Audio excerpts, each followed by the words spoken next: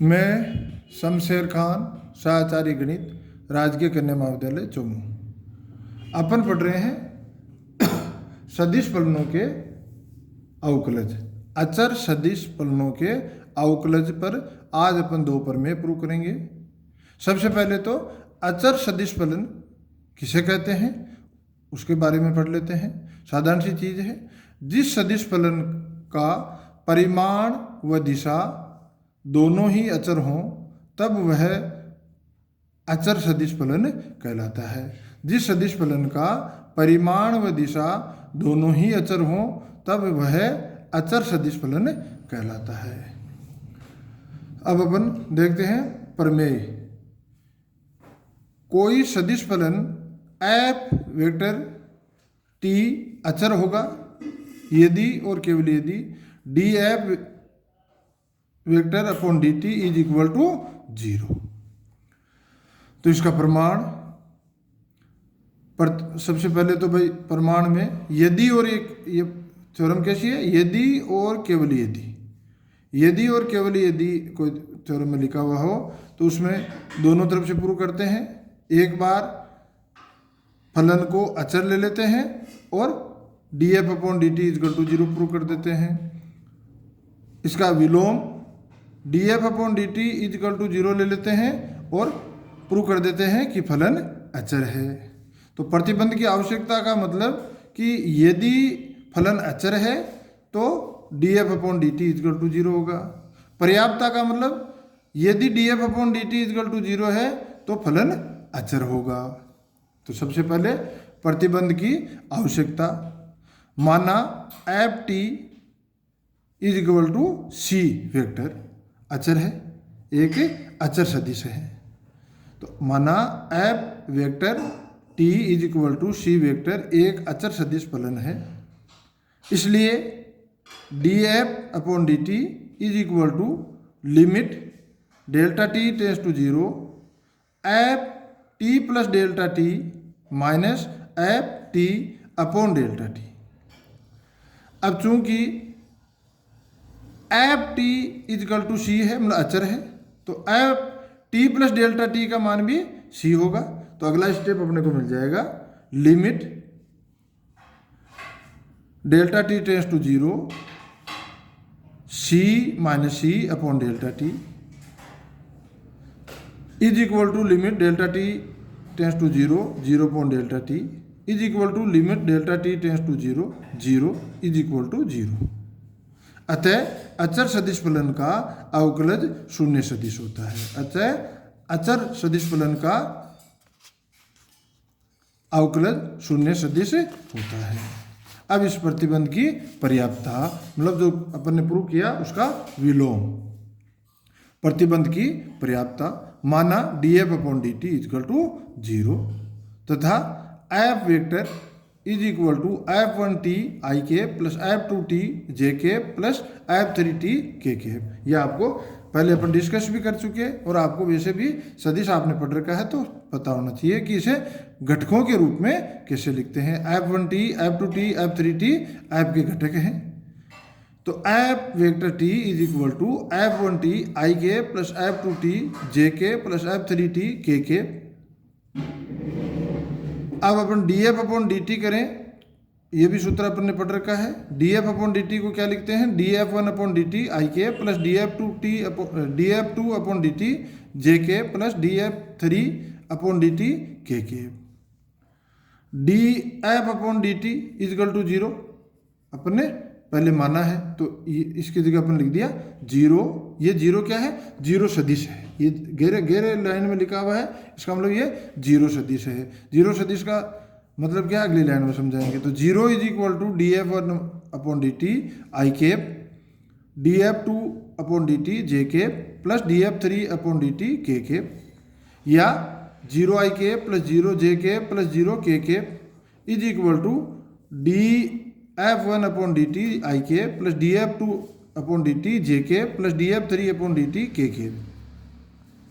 Then D F one, अब इनके गुणांकों की यदि अपन तुलना करें, इनके गुणांकों की आई जे के गुणांकों की तुलना करें तो अपने को मिलेगा df1 upon dt is equal to 0, df2 upon dt is equal to 0, df3 upon dt is equal to 0। और df1 अपॉन dt इसका मतलब f1 अचर है, df2 upon dt is equal to 0 मतलब f2 अचर है, df3 upon dt is equal to 0 इसका मतलब f3 अचर है। तो अपन लिख देते हैं f1 f2 then f1 f2 upon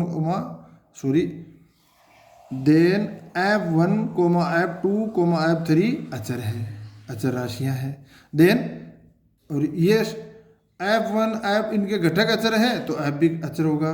then f vector t अचर है, ठीक है। अतः सदिश फलन एफ टी अचर होगा यदि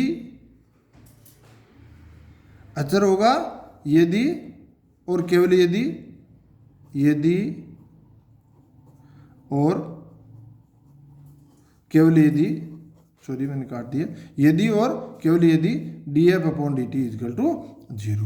ये अपनी एक थ्योरम प्रूव हो गई। अगली थ्योरम, अगला प्रमेय किसी सदिश फलन एफ वेक्टर टी, अब मैं एफ टी सदिश फलन के साथ एफ टी लिखूँ बोलूँ, इसका मतलब एफ के ऊपर वेक्टर का सदिश का निशान है। तो सदिश फलन एफ टी का परिमाण अचर होगा यदि और केवल यदि F dot D F upon D T is equal to 0। यदि और केवल यदि की थ्योरम है तो इसमें प्रतिबंध की आवश्यकता होगी कि यदि परिमाण अचर है तो F dot D F upon D T is equal to 0 होगा, और यदि F dot D F upon D T is equal to 0 है तो एफ टी का परिमाण अचर है। तो सबसे पहले अपन प्रतिबंध की आवश्यकता मतलब ये मान लेते हैं कि फलन एफ टी का परिमाण अचर है। तो माना सदिश फलन एफ टी का परिमाण मोड ऑफ एफ अचर है, अतः D F upon D T D F का मोड एफ का परिमाण upon D T is equal to 0। अब चूंकि एफ ये अपने पढ़ रखा है, F vector dot F vector या वेक्टर एफ नहीं sorry F vector dot F vector is equal to mod of F का होल स्क्वायर, एफ के परिमाण का whole square. Then D F upon D T dot F vector plus F vector dot D F vector upon D T is equal to, अब इसका अवकलन करें 2, इसकी घात का अवकलन होगा 2 मोड एफ